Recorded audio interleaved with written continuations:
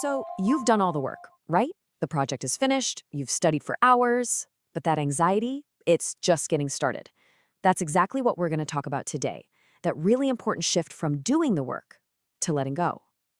It's such a common feeling, isn't it? Like you've prepared as much as humanly possible, you've checked off every single box, but that nervous energy, it just refuses to leave. So let me ask you this. Have you ever studied super hard, felt like you really did your best, but you were still just completely riddled with anxiety about what was going to happen? Yeah?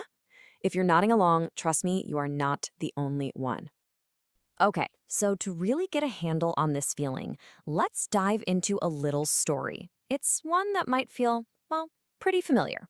Let's meet Maya. All right, so Maya has this big quiz coming up. And listen, she did everything right. I mean, she practiced all the material, she went over her notes again and again. Her prep work, totally on point. And it's not just the big stuff. She even did all those little things. Packed your favorite pencils the night before, made sure she got a really good night's sleep. I mean, by all accounts, she is 100% ready to go. But, of course, now she's sitting there in class and, yup, the butterflies have arrived. Her hands feel kind of buzzy, and there's this one thought just looping over and over in her head. What if I get in there and my mind just goes completely blank? This feeling Maya has, that weird gap between being totally prepared and actually feeling at peace, it's not new. Not at all. In fact, people have been wrestling with this for centuries. And the good news? They came up with a really powerful idea that can help us out. And this right here, this is the heart of it. A super simple but incredibly powerful idea. Do your work with care, then loosen your grip on the result. Think about that. Psychologically, this is a game changer because it forces you to separate the things you can control, like your actions, your effort, from the stuff you can't, like the final outcome. It means all your energy goes into the doing, not into stressing about a result that, let's be honest, is influenced by a million other things. And just so you know, this isn't some new age self-help trick. Nope, this idea is actually inspired by some really profound ancient wisdom from a text called the Bhagavad Gita. We're talking centuries here. For ages, this one single idea has helped people deal with this exact kind of worry. And how? By teaching them to focus their minds on the action right now, not on the anxiety about the future. Okay, so that's the big idea.